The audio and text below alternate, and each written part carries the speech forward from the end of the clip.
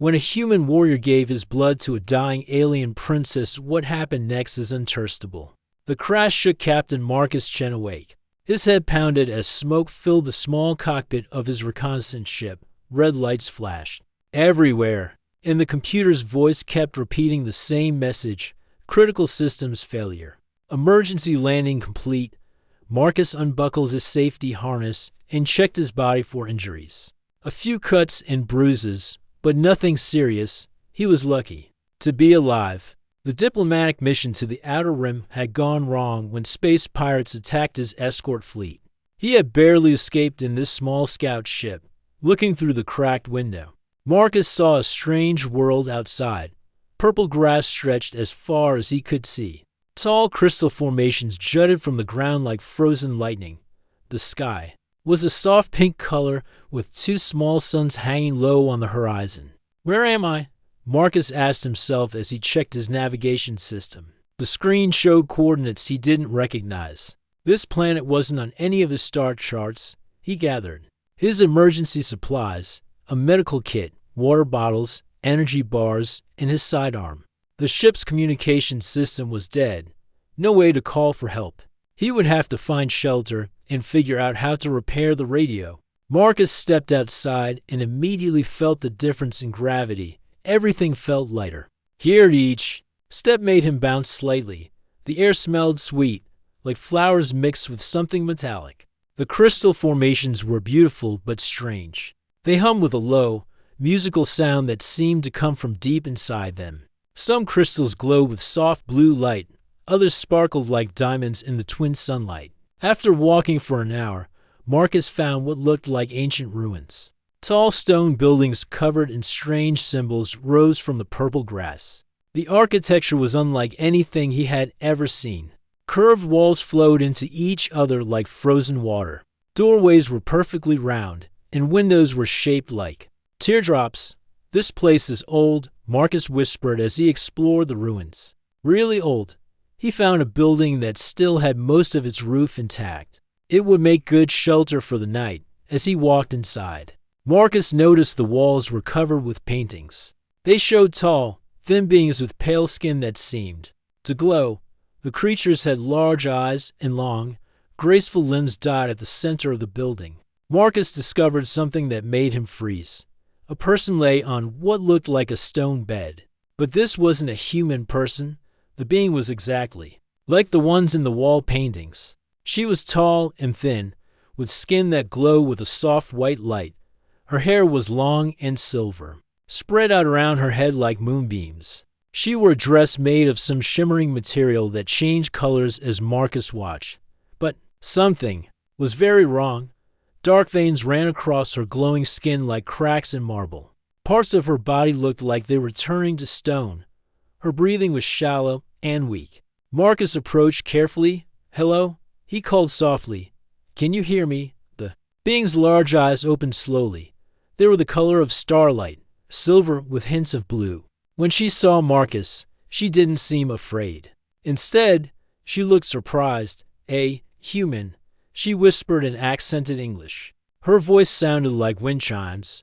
"This is impossible. Your kind does not come to Valthara." "Valthara? Is that this planet?" Marcus knelt beside the stone bed. "My name is Marcus Chen. I crashed here. Are you hurt?" The being tried to sit up but was too weak. "I am Princess Lyrale of the Valthari people, and I am dying." Marcus could see she was telling the truth. The dark veins were spreading across her skin, and more of her body was turning to crystal. "What's happening to you?" "It is called the stone sleep," Lyrale explained. "A sickness that runs in my bloodline. My life essence crystallizes, turning my body to living stone. There is no cure." Marcus opened his medical kit and started checking her vital signs with his scanner. The readings were strange. Her body temperature was much lower than human normal, but her heart rate was incredibly fast. "How long do you have?" Marcus asked. "Hours. Perhaps less." Lyrale's voice was getting weaker. "I came to these ancient ruins hoping to find answers in the old records, but I was too late." Marcus studied the spreading crystallization. It looked like her blood was hardening inside her veins. He had seen similar conditions in humans: blood clots, arterial blockages. Sometimes fresh blood could help restart circulation. This might sound crazy, Marcus said. But what if we tried a blood transfusion? Lyrale looked confused. What is that? I give you some of my blood. It might help restart your circulation. Stop the crystallization. That is impossible. Lyrale shook her head weakly. Veilthry and human biology are completely different. Your blood would poison me. Marcus looked at his medical scanner again. Her blood pressure was dropping fast. You're dying anyway. What do we have to lose? Lyrale stared at him with those strange, beautiful eyes. Why would you risk yourself for someone you just met?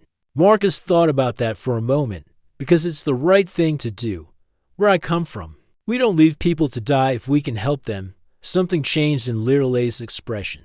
A spark of hope appeared in her fading eyes. Your species. You are willing to help strangers. Always, Marcus said firmly. He was already preparing the blood transfusion equipment from his medical kit. Hold still. This might hurt a little. Marcus found a vein in his arm and inserted the needle. His red human blood began flowing through the tube. Lyrale watched with fascination as he prepared to insert the other needle into her arm.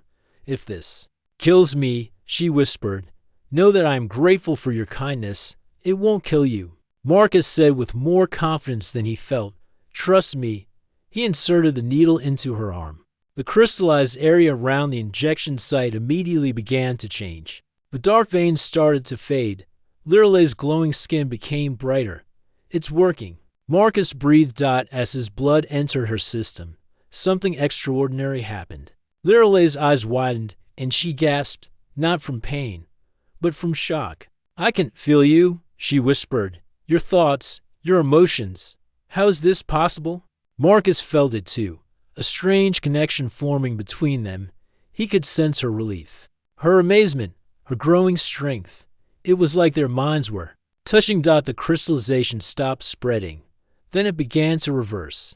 The stone patches on her skin turned back to glowing flesh. Her breathing became stronger and deeper. After 20 minutes, Marcus removed the needles. Lyrale sat up easily, completely healed. But the strange connection between them remained. What have we done? She asked, staring at Marcus with wonder. Marcus smiled, feeling amazed and slightly worried at the same time. I think we just changed everything. 3 days had passed since the blood transfusion, and Marcus was starting to understand that something incredible had happened. The connection between him and Princess Lyrale was growing stronger. With each passing hour, he could feel her emotions, as clearly as his own. When she was happy, warmth spread through his chest. When she was worried, his stomach would tighten with anxiety. And the strangest part was that she could feel his thoughts too. This has never happened before in Veilthry history, Lyrale said as they sat in the ancient ruins, sharing one of Marcus's energy bars. She had been teaching him about her people. While they waited for rescue, our scholars wrote about mind bonds, but only between Veilthry, never with an alien species. Marcus touched his temple, where a dull ache had been growing. I keep getting flashes of images. Your memories, I think. A golden city with crystal towers. People who glow like you do. The capital city of Velthara. Prime, Lyrale nodded, and I see your memories too. Your home world with blue skies and green plants, ships that travel between stars. She paused, looking troubled. And wars. So many wars. Humans have always been fighters, Marcus admitted. We've had to be, to survive. Lyrale studied his face with those silver eyes. But you also have something else, compassion. You saved me without knowing what it would cost you. Before Marcus could respond, they both heard a sound that made them freeze. The deep hum of spacecraft engines approaching fast, Veilthry ships. Lyrale whispered, and Marcus could feel her sudden fear through their bond. 3 of them. They moved to the window and saw sleek, crystal-like vessels landing near the ruins. The ships were beautiful, curved like works of art. But Marcus could see weapon ports along their sides. Are they here to rescue you? Marcus asked. Lyrale's fear grew stronger. I don't know. It depends on who sent them. Tall figures in flowing robes emerged from the ships. They all had the same glowing skin as Lyrale, but their faces were stern and cold. Their leader wore a crown of twisted metal and carried a staff that pulsed with energy. Princess Lyrale, the leader called out in a voice that echoed strangely. I am High Counselor Varek. Your father sent us to find you. Lyrale stepped out of the ruins, and Marcus followed close behind. He could feel her trying to stay calm, but terror was building inside her. Counselor Varek, she said formally, I am grateful for the rescue. Varek's glowing eyes fixed on Marcus, and his expression turned to disgust. What is this creature doing alive? Our sensors detected human DNA mixed with yours, Princess. You have been contaminated. He saved my life, Lyrale said firmly. The stone sleep was killing me. His blood stopped the crystallization. Impossible. Another counselor spoke up. Human biology is incompatible with ours. This contamination will spread like a disease. Marcus stepped forward. Now hold on. I helped her because she was dying. There's no contamination or disease. Silence. Human. Varek raised his staff, and energy crackled around it. You have violated the natural order. The punishment is death. That's when Marcus felt something new. As Varek prepared to attack, Marcus's mind suddenly filled with knowledge that wasn't his own. He could sense the energy patterns in the Velthari weapon. He could predict exactly where the blast would go. Marcus moved faster than he ever had before, diving left just as a bolt of energy scorched the ground where he had been standing. How did you do that? Lyrale gasped. I don't know, Marcus said. But he was starting to understand. The mental connection was letting him share her psychic abilities. Varek looked shocked. The contamination is worse than we thought. The human has gained our powers, and I have gained some of his, Lyrale said quietly. She was looking at the Velthari soldiers with new eyes, analyzing their positions and weapons like a military tactician. I can see their weak points. Their formation has 3 major flaws. Marcus felt her newfound tactical knowledge flowing into his mind, combined with his military training and her psychic sensitivity. They could read the entire situation perfectly. Princess, you must come with us immediately, Varek demanded. The council has prepared purification rituals to cleanse you of this contamination. What kind of rituals? Marcus asked, though he could already sense Lyrale's growing horror. The same fire that burns away disease, Varek said coldly. It will destroy the foreign elements in her blood. That would kill her, Marcus realized. Better death than contamination. Varek replied, the purity of the Velthari bloodline must be preserved. Through their bond, Marcus felt Lyrale's desperation and anger. Her people were willing to kill her rather than accept that she had been changed by human blood. I will not go, Lyrale announced, her voice stronger than Marcus had ever heard. I am not contaminated. I am evolved. Varek raised his staff again. Then you will be taken by force. That's when Marcus discovered something else about their new connection. Not only could they share thoughts and abilities, but they could coordinate their actions perfectly. Without speaking, they both moved at the same instant. Lyrale used her psychic powers to push 3 soldiers backward while Marcus rolled behind cover and returned fire with his sidearm. Their timing was flawless, like they had been fighting together for years. Impossible. Varek breathed. They moved as one mind. Marcus and Lyrale pressed their advantage. She could sense where the enemies would move, while he knew exactly how to exploit their tactical mistakes together. They were far more dangerous than either could have been alone. We need to get out of here, Marcus said as more soldiers approached. Agreed, Lyrale replied. Through their bond, she was already showing him the location of an underground passage she had discovered in the ruins. As they ran for the passage, Varek's voice echoed behind them. You cannot hide forever, Princess, the council will declare. You a traitor. Every Velthari in the galaxy will hunt you. Let them come, Lyrale said quietly as they escaped into the underground tunnels. They will find that humans and Velthari together are stronger than they ever imagined. Marcus felt her determination through their bond and smiled grimly. They have no idea what they're dealing with, but as they moved deeper underground, Marcus wondered what other changes were happening to them. The connection was growing stronger. Every hour, what would they become if it continued? Above them, he could hear Varek giving orders to the soldiers. The hunt had begun, and somewhere in the back of his mind, Marcus sensed that they weren't the only ones interested in what had happened. Other forces were coming. Powerful alien species who had heard about the human Velthri bond and wanted to either study it or destroy it. The galaxy was about to change. And it all started with one human's decision to help a dying princess. Their adventure was just beginning. The underground tunnels beneath the ancient ruins were darker than anything Marcus had ever experienced. Even with Liralay's natural glow lighting their way, the shadows seemed to swallow the light after just a few feet. These passages are thousands of years old, Liralay whispered as they moved deeper underground. My ancestors built them during the First War. Marcus could feel her memories flowing through their bond. Images of ancient Velthri warriors fighting against massive mechanical beings. Who were they fighting? The Makers, Liralay said, her voice filled with old fear. The race that created us. They tried to control our evolution, to keep us weak. My people eventually drove them away, but the tunnels remain. They had been walking for hours when Marcus suddenly stopped. Through their connection, he felt something that made his blood run cold. They're not alone up there, he said quietly. Liralay closed her eyes and extended her psychic senses upward. You're right. There are other ships, different designs, not Velthri.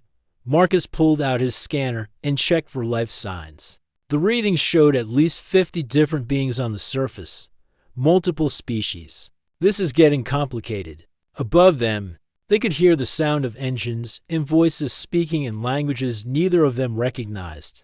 The word had spread quickly through the galaxy about the human Velthri bond. We need to find another way out, Marcus said. But before they could move, they heard something that stopped them both. A weak voice calling for help from deeper in the tunnels. Someone else is down here, Liralay said. Her healing instincts overriding her caution, they followed the voice through several turns until they found a hidden chamber. Inside, 3 Velthri lay on stone beds, their bodies showing the same crystallization that had been killing Liralay. Princess? One of them gasped when he saw Liralay's glow. Is that really you? I am here, Liralay said gently, kneeling beside the sick Velthri. What are your names? I'm Joran, the first one said. This is my sister Kira and our friend Vel. We came here hoping the ancient healing chambers could save us. Marcus examined them with his scanner. All 3 were in the final stages of the stone sleep. They had days at most. The healing chambers don't work anymore, Kira whispered. We're going to die here. Liralay looked at Marcus through their bond. They both understood what needed to happen. We might be able to help, Marcus said carefully. But it will change you. He explained about the blood transfusion and the bond he shared with Liralay. The 3 sick Velthri listened with growing amazement. You mean there's a cure? Vel asked, hope returning to his fading eyes. Not exactly a cure, Liralay said. More like an evolution. Marcus's blood will stop the crystallization, but it will also create a mental connection between all of us. A hive mind? Joran asked fearfully. Not a hive mind, Marcus corrected. More like a family bond. You keep your individual thoughts, but you can share feelings and some abilities. The 3 Velthri looked at each other. They were dying anyway, and this offered hope. We accept. Kira said for all of them. Marcus began the blood transfusion process, starting with Joran, as his human blood entered the Velthri's system. The same miracle happened. The crystallization stopped and reversed, but this time, something even more extraordinary occurred. As soon as Joran was healed, he became part of the mental network connecting Marcus and Liralay. Through him, Marcus could suddenly sense things he had never imagined. The emotional bonds between the 3 friends, their shared memories, their individual strengths. When Kira and Vel were healed and added to the network, the effect multiplied. Marcus found himself connected to 5 minds instead of just one. The amount of information and ability flowing between them was incredible. This is amazing, Kira said, her eyes wide with wonder. I can feel all of your thoughts and experiences, and I can access your psychic abilities, Marcus said, testing his new powers. He could now move small objects with his mind and sense emotions from much farther away. But Liralay had gained something even more valuable, through the network. She had absorbed Marcus's military training and the tactical knowledge of three more Valkyrie. Her understanding of strategy and combat had grown beyond anything her people had ever achieved. "We're stronger together," Vel observed. "Each person added to the network makes all of us more capable." That's when they heard the explosions above. They're fighting each other, Marcus realized, feeling the vibrations through the stone. All those different alien species. They all want to capture us. Lyrale extended her enhanced psychic senses. Upward, I can sense their thoughts. The Drakari want to use our blood to create super soldiers. The Ethereals want to study our bond. The machine race called the Nexus thinks we're a threat to galactic order. And General Korth has arrived. With a Valkyrie war fleet, Jorn added, his face pale. He's declared you a traitor, princess. He says the contamination must be stopped before it spreads. Marcus felt anger building in the network, not just his own anger, but the shared fury of all 5 minds. The galaxy wanted to either enslave them or destroy them, simply because they had found a way to work together. They're all wrong, Marcus said firmly. This isn't contamination or a threat. It's the next step in evolution. Through their bond, Lyrale shared a sudden realization. The stone sleep isn't a natural disease. I can sense it now, through our enhanced connection. It's artificial. Something was done to our genetics long ago to cause it. The makers, Vel breathed. They must have programmed it into our DNA to keep us weak, and your blood breaks the programming, Kira said to Marcus. That's why it works. Human genetics are chaotic enough to reset our systems. The explosions above were getting closer. Soon, one of the factions would win the battle and come looking for them. We can't stay here, Marcus said. But we also can't run forever. Lyrale stood up, and Marcus could feel her determination through the network. Then we don't run. We fight back. Against entire fleets? Jorn asked. Not against them, Lyrale smiled. For them, there must be others like us. Other Valkyries suffering from the stone sleep. Other species with artificial limitations in their genetics. Marcus understood immediately. We don't just save ourselves, we start a revolution. Through their shared bond, the plan formed in all their minds simultaneously. They would use the ancient tunnel system to reach other parts of the planet. They would find more dying Valkyrie and heal them, adding them to the network. Each new person would make them all stronger. And once we're strong enough, Vel said, his eyes glowing with new purpose, we take the fight to those who would keep us enslaved. The sound of footsteps echoed from the tunnel entrance. Someone had found their way down. Time to go, Marcus said, checking his weapon. But they weren't the same group that had entered the tunnels. Now they were 5 minds working as one, sharing abilities and knowledge that none of them could have achieved alone. The hunt had begun, but the hunters had no idea what they were really chasing. As they moved deeper into the tunnel system, Marcus smiled grimly. The galaxy thought it was dealing with one human and one alien princess. It was about to discover just how wrong it was.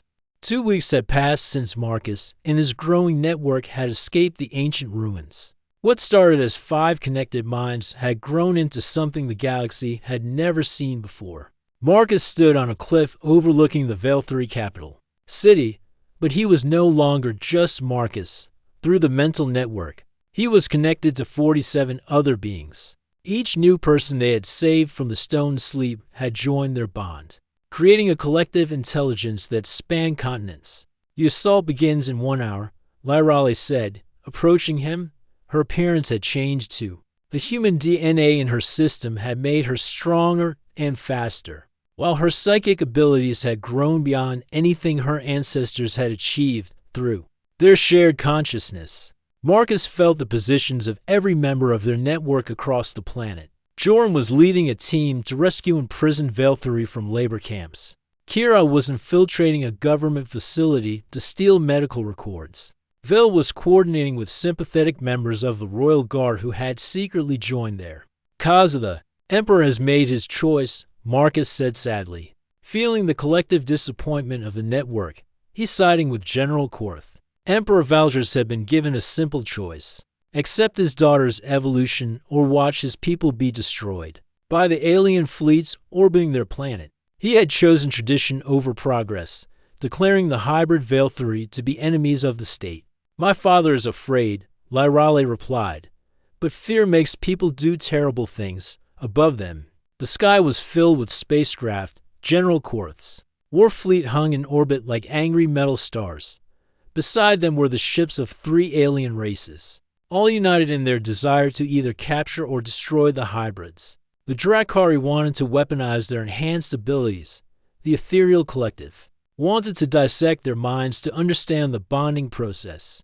The Nexus Protocols simply wanted them dead, viewing their rapid evolution as a threat to galactic stability. Marcus activated his communicator and spoke to the entire network at once. All teams. Report status. Through the mental bond, information flowed instantly. Team Alpha had rescued 23 more dying Velthuri from a medical facility. Team Beta had discovered records proving that the stone sleep was indeed artificially created by the ancient makers. Team Gamma had made contact with resistance movements on other Velthuri worlds. "We're ready," came the collective response from dozens of minds. What they were about to attempt had never been tried before. They were going to use their shared consciousness to coordinate a planet-wide revolution, while simultaneously fighting off multiple alien invasion fleets. Marcus felt a moment of doubt. Was he asking too much of these people who had trusted him? The doubt was immediately countered by waves of determination from the network. Lirale's courage, Joran's tactical brilliance, Kira's unshakable faith, Vel's fierce loyalty, and dozens of other strong minds all supporting him. "We're not just fighting for ourselves," Lyrale said, sensing his concern. "We're fighting for the right of all species to evolve freely." The attack began with surgical precision. Through the network, every hybrid knew exactly where to be and what to do at every moment. They moved like a single organism with dozens of bodies. In the capital city, hybrid teams simultaneously struck 12 government facilities. They freed political prisoners, rescued dying Velthuri from forced quarantine, and broadcasted the truth about the stone sleep to the entire planet. In orbit, something even more remarkable happened. Marcus had been secretly building his own fleet several months ago. The network had made contact with other species suffering under similar genetic limitations. The Zephyrians had been programmed to be unable to space travel. The Korlex had been made incapable of advanced mathematics. The Thyler had artificial emotional dampeners that prevented them from forming strong bonds. All of these limitations could be broken with human blood and the hybrid network connection. Now, ships crewed by liberated aliens from dozens of worlds emerged from behind Velthura's moons. They had been waiting for this moment, all fleets. "This is Marcus Chen," he broadcasted on all frequencies. "You have come to our world to capture or kill us. But we are not the same beings you expected to find." General Korth's voice crackled over the communication channel. "Surrender now, and your deaths will be quick. Continue this rebellion, and we will destroy this entire planet." "You still don't understand," Marcus replied. Through the network, he was simultaneously coordinating the ground assault, managing fleet movements, and processing tactical data from 47 enhanced minds. "We are not rebels. We are evolution in action." The space battle that followed was unlike anything in galactic history. The hybrid network could predict enemy movements before they happened. Every ship in their fleet moved with perfect coordination, as if controlled by a single brilliant mind. Marcus felt the collective intelligence of the network analyzing thousands of variables simultaneously: ship positions, weapon capabilities, enemy psychology, tactical options, all processed instantly and shared among every connected being. The Drakari war cruisers, designed for brute force attacks, found themselves outmaneuvered by smaller hybrid ships that seemed to know exactly where they would strike. The ethereal collective psychic warfare was useless against minds that were already connected and protected by the network. The Nexus Protocol's logical battle algorithms couldn't account for the creative chaos of human tactical thinking combined with alien intuition. On the planet's surface, the revolution was spreading faster than anyone had expected. Regular Velthuri, who had been secretly suffering from early stages of the stone sleep, were coming forward. begging to join the hybrid network. Others, inspired by the courage of the hybrids, were rising up against the corrupt government that had hidden the truth about their artificial genetic limitations. The palace is surrounded. Joran reported through the network. Emperor Valdris is requesting to speak with Princess Lyrale. Marcus felt Lyrale's conflict through their bond. Despite everything, she still loved her father. I'll go to him, she decided. But not alone. The entire network would go with her. In spirit if not in body, if the Emperor tried to harm her. 47 enhanced minds would know instantly died in space. The tide of battle was turning. 3 enemy fleets that had seemed unstoppable were being systematically defeated by the coordinated hybrid forces. Ships that had never worked together before were functioning like parts of a single massive organism. General Korth's flagship was taking heavy damage. His voice came over the communication channel one last time, filled with desperate fury. This is not over, abominations. Even if you win today, the galaxy will never accept you. You will be hunted forever. Marcus felt the collective wisdom of the network considering Korth's words. Then he smiled. General, he replied calmly, you're assuming we want to be accepted by the galaxy as it is. We don't. We want to change it. The last enemy ship exploded. In a brilliant flash of light, the orbital battle was over. Below, Princess Lyrale was walking through the palace doors to face her father, carrying with her the hopes and dreams of a new kind of being, one that proved cooperation was stronger than conflict, evolution better than stagnation. The hybrid revolution had begun, and nothing would ever be the same. Princess Lyrale walked through the crystal halls of the royal palace, her footsteps echoing in the silence through the network connection. Marcus and 46 other minds walked with her, sharing her nervousness and determination. The throne room had been damaged during the revolution. Broken crystal pillars lay scattered across the floor, and scorch marks covered the walls. Emperor Valdris sat alone on his ancient throne, looking older than his 800 years. My daughter, he said quietly as Lyrale approached. What have you become? I have become what our people were meant to be before the Makers limited us. Lyrale replied, I have become free. Through the network, Marcus felt the Emperor's deep sadness and confusion. This old ruler had spent centuries believing that genetic purity was the highest virtue. Now his own daughter was proof that mixing with other species made them stronger. The council demands your death, Emperor Valdris said. They say you are no longer Vale3. They're right, Lyrale said calmly.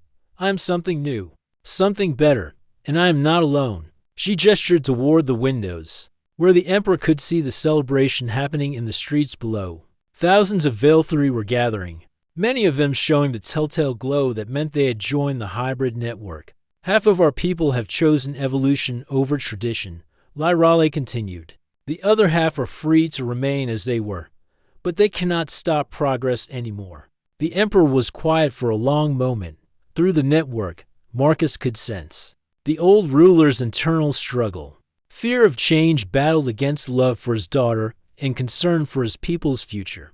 General Korth escaped. The Emperor finally said, he has taken the remaining loyalist fleet to the outer colonies. He swears he will return with allies to destroy all hybrids.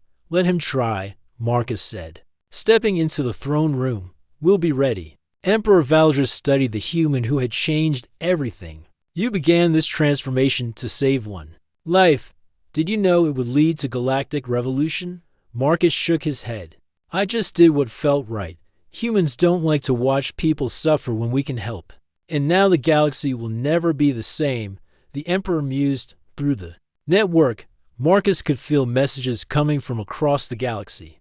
The news of the Vale3 hybrid victory had spread quickly. Oppressed species on dozens of worlds were rising up against their genetic limitations.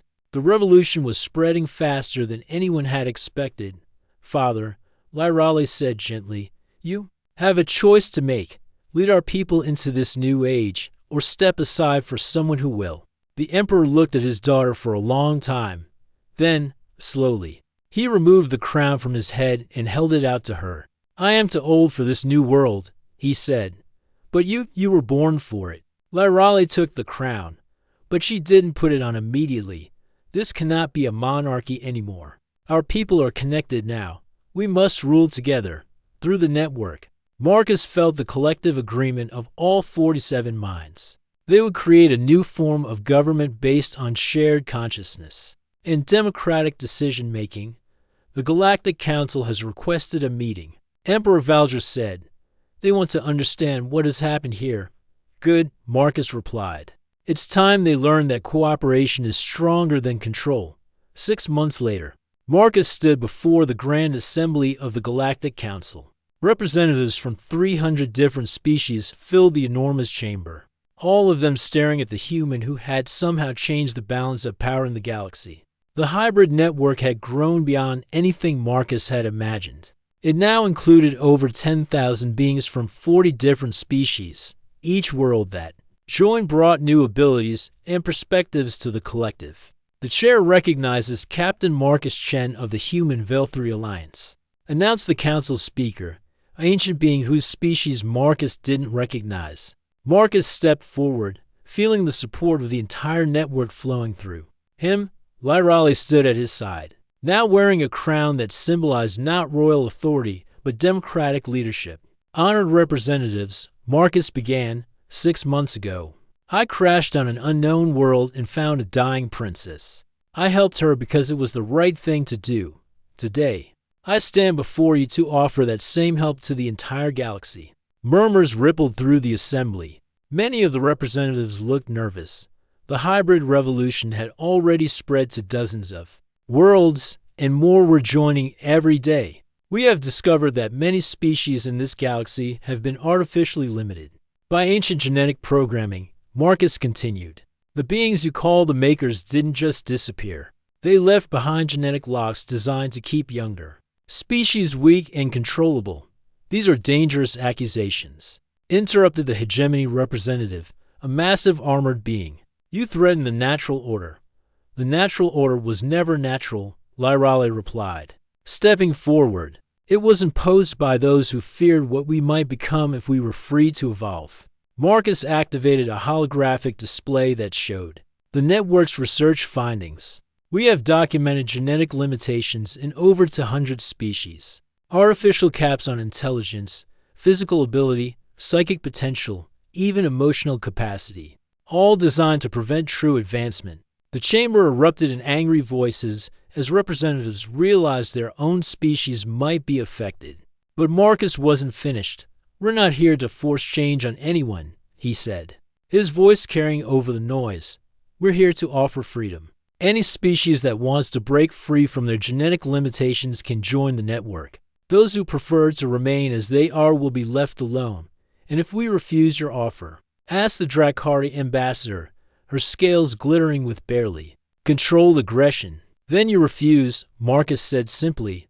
"We're not conquerors. We're liberators. The choice is always yours." Over the following hours, Marcus and Lyrale answered questions from the assembly. They explained how the network functioned, how new species could be integrated, and what safeguards existed to protect individual identity within the collective. Some representatives were horrified by the idea of shared consciousness. Others were fascinated by the possibilities. A few admitted that their species had long suspected they were somehow limited, compared to ancient historical records. By the end of the session, 17 species had formally requested to join the hybrid network. 23 others asked for time to consider. The rest remained skeptical, but agreed not to interfere with those who chose evolution. As the assembly ended, Marcus felt a deep satisfaction flowing through the network. They had achieved something remarkable. They had changed the galaxy without conquering it. "What happens now?" Lyrale asked as they walked through the council station's gardens. Marcus smiled, feeling the hopes and dreams of 10,000 connected minds. "Now we keep growing. We keep learning. We keep helping others become the best versions of themselves through the network." He could sense new worlds reaching out, new species asking for help, new possibilities emerging every day. What had started with one human's decision to help a dying alien had become a new chapter in galactic evolution. The makers thought they could control the galaxy forever by keeping us all separate and weak. Marcus said, they never imagined that one day, different species would choose to become stronger together. In the distance, ships from the hybrid worlds were arriving with new volunteers. The network was about to expand again, adding fresh perspectives and abilities to their collective consciousness. The galaxy was changing. One world at a time, one species at a time, one act of compassion at a time.